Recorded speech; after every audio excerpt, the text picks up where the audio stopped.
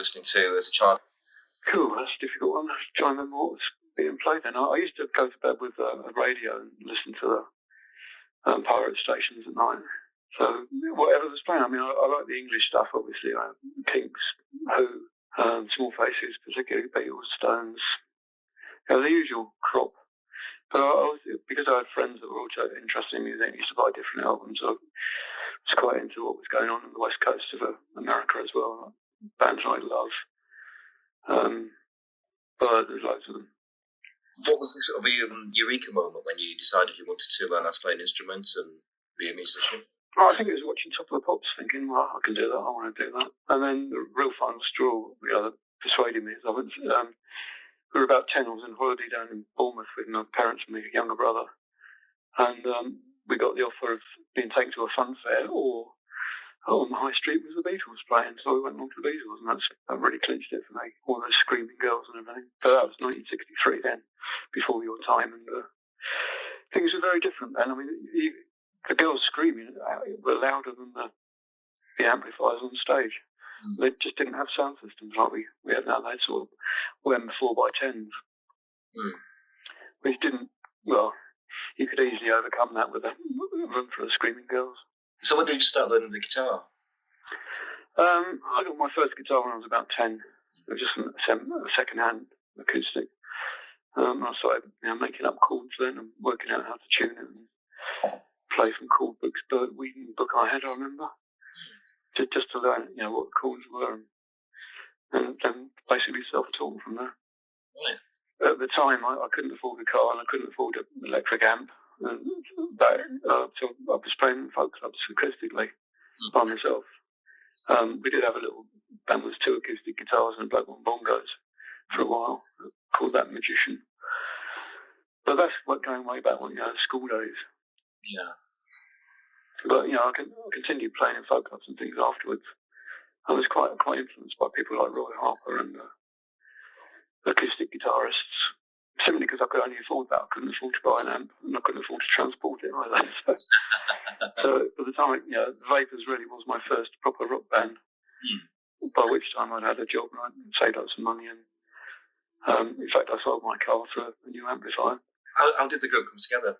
I was working in Guildford. There was various bands in Guildford. And I was trying to put one together, and eventually did, and we started playing. But drummer and bass player were quite young, they were 18, straight out of A-levels. Their parents, as much as anything, persuaded them to do their degrees rather than go full tilt with the band. So the lineup that I had got together and was playing fell apart, and I was looking around Guildford for replacements and picked on Ed because he was playing in the band locally. The drummer of that band was Howard Smith, the drummer that we picked. And Steve was actually playing drums in another band, but he ended up playing bass for us. He's a multi-instrumentalist.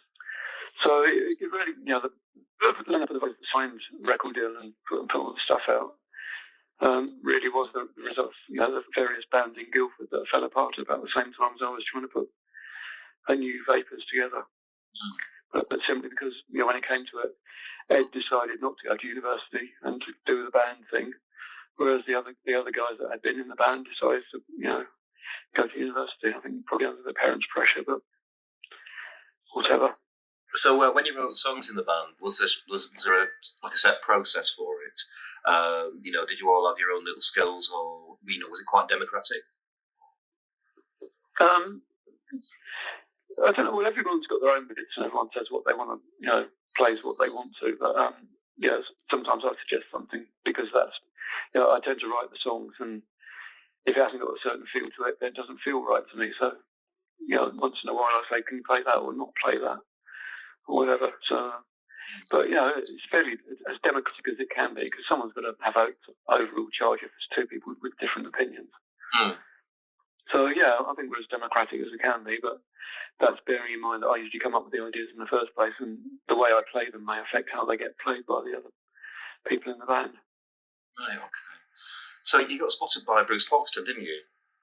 Yeah, he was just in a pub. We were playing out. I think it was called Scratchers, But I think that's just a sort of nickname for it. I think it was the White Line in Falcon, which is near Godalming, which is near Guildford. And there's a couple of people at the bar and about 20 people there altogether probably. And our bass player Steve went up and spoke to Bruce afterwards. He said he liked the band, he liked the gig, and did we want to do a couple of nights on the Jam tour? That was sort of May 79, June 79, which we did. That's where John Weller, Paul Weller's father, saw us as well. So Bruce and John got together and said, "We'll manage you if you want." So that that was how it started out, really, from a chance meeting at a pub just outside Guildford with Bruce Foxton to getting on jam dates and to getting offered professional management. And Bruce, John and Bruce got offers of record deals both from Polydor, which was the label the Jam were on, and United Artists, which is the label we went with. That was a really fortunate night because a lot of things came out of that. Did Bruce change you musically at all? Did he give you any sort of... No, not at all. He made comments here whether he liked it or not, but no, he didn't make us change anything. Nor did John. Yeah.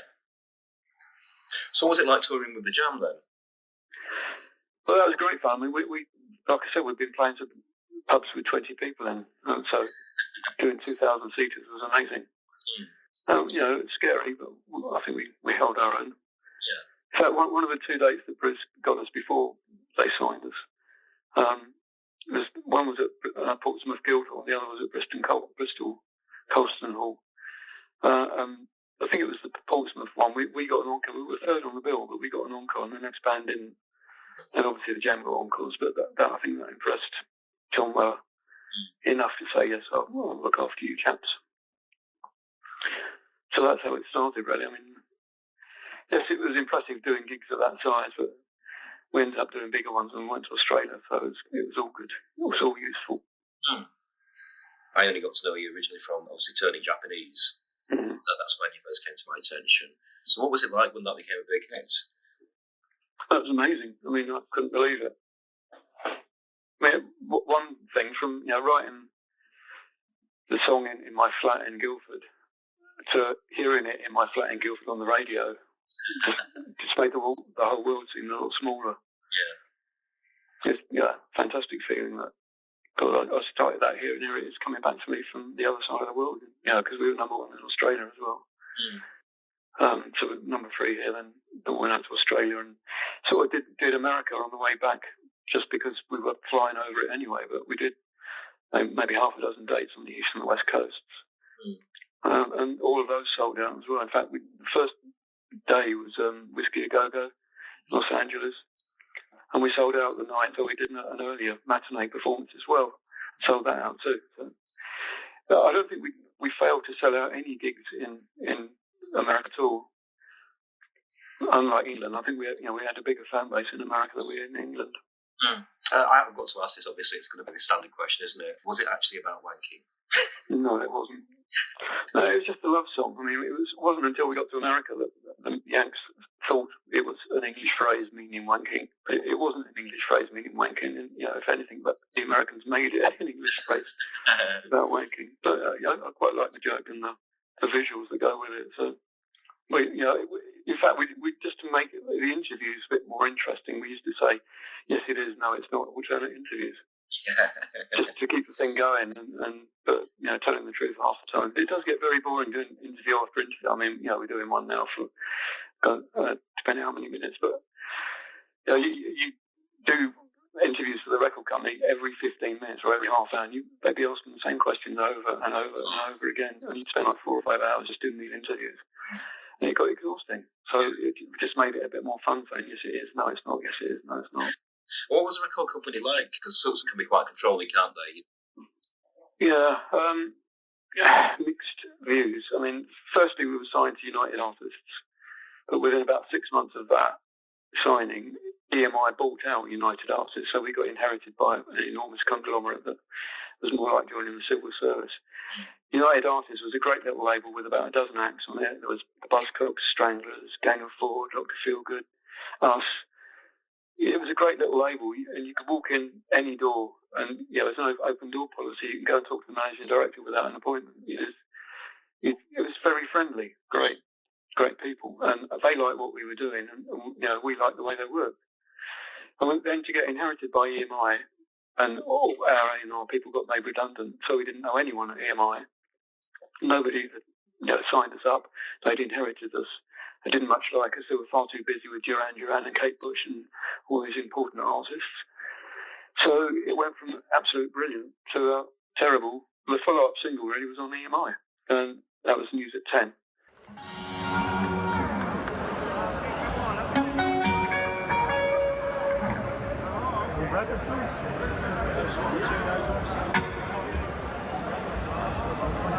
This is a song that my old man wrote about his old man. And I'm going to sing it right back at you. See, that's how they turn up.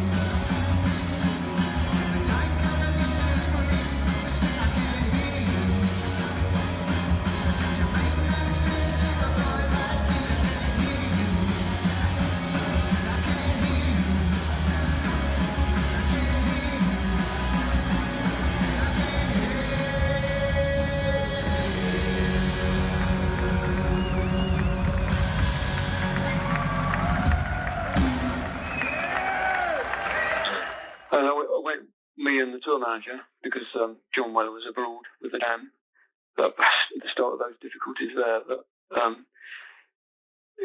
we were number 3 when the Jam were number 1 for the first time. So we hadn't had to face that sort of scenario before. But we find John was in France when we were in New York, and it was just awkward.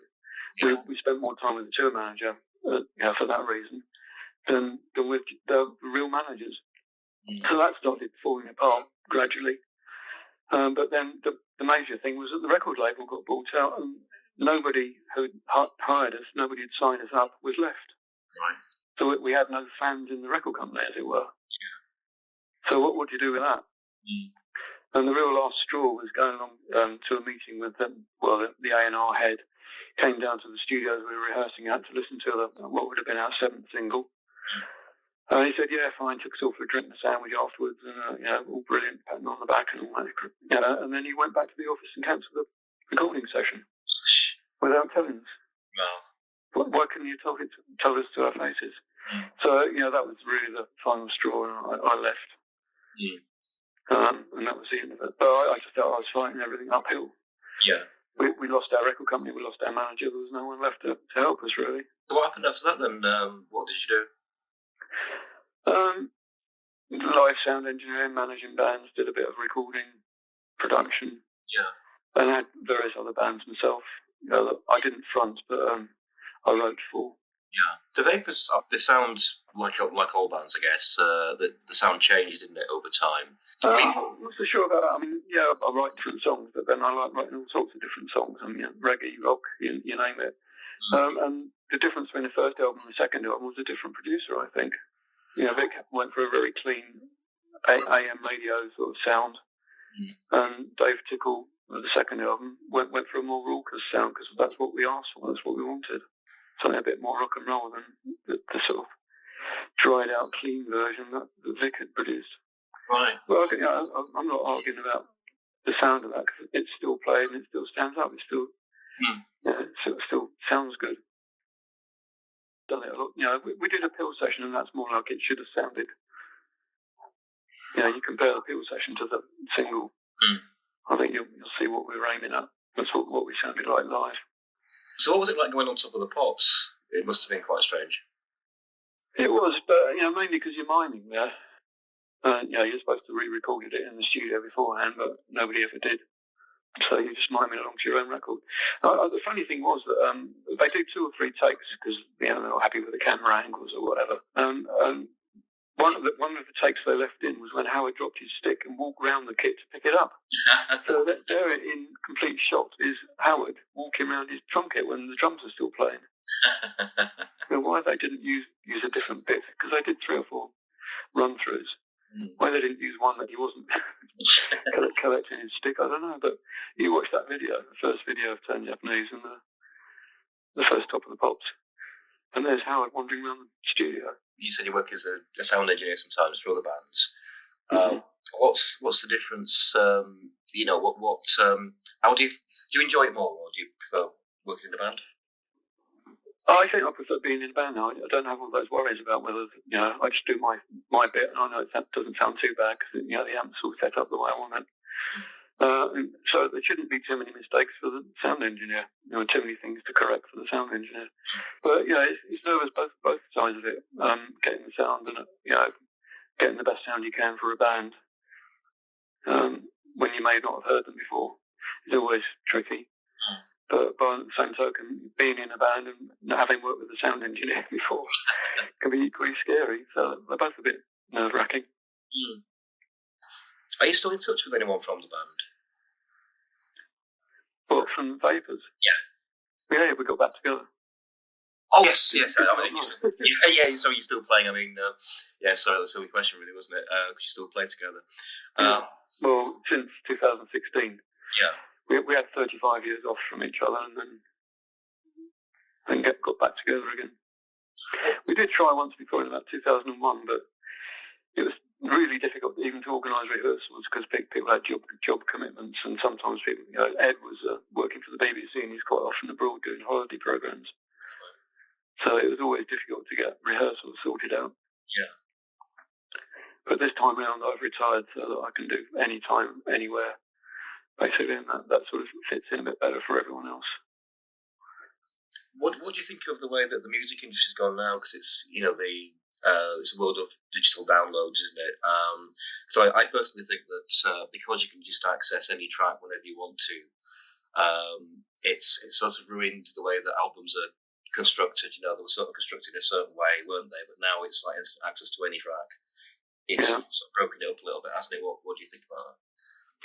I prefer the old way, frankly. I mean, at that time it was like 50p to get into a gig, and the album cost £5 or 10 quid or something. And now it's the complete reverse. It's like 40 or 50 quid to go and see the band, and more or less give the music away for nothing. No, I think that's wrong. Anyway, can't help that. It's the way it is now. That's what we're going to put up with. That's the way it works these days. Are there any bands that stand out for you? From now. Killers are one of my favourite rock bands. What's it of the Stone Age? Can't remember the full name. Queens of the Stone Age, that's it. There's not a lot that excite me. I mean, I'm still a big Bowie fan and all that, but no, it's the older stuff more that I listen to. now. There's not a lot that competes. No, I think the mainstream music, especially. I mean, one thing that I've noticed about watching Top of the Pops from the 70s and 80s is just the absolute variety of bands. You know, it's there's a reggae band, there's a rock band, a punk band, even, all in the same show. Whereas now it's all very similar, sort of sanitized pop, isn't it? Well, that's how it's ended up. I think X Factor and programs like that have done a disservice to the music industry, really, because everyone thinks that, well, firstly, karaoke is all right, which it isn't, and then secondly, that the only sort of music is the sort of stuff that he would like on X Factor. Not too heavy rock, not reggae, it's just limited everything, and everyone thinks that that's the only thing that's going to get anywhere, so any other band is invalid. Yeah. Which obviously is wrong. But no, I don't think he's done much to help the music industry. Made himself a lot of money, and a few artists a bit of money. Yeah. Terrible contracts, but... Well, that's the thing. I mean, they're famous for 5 minutes, most of them, and then they're back in a shoe shop, aren't they? Yeah, year after. exactly. Well, even the ones that win, they don't have a guaranteed career.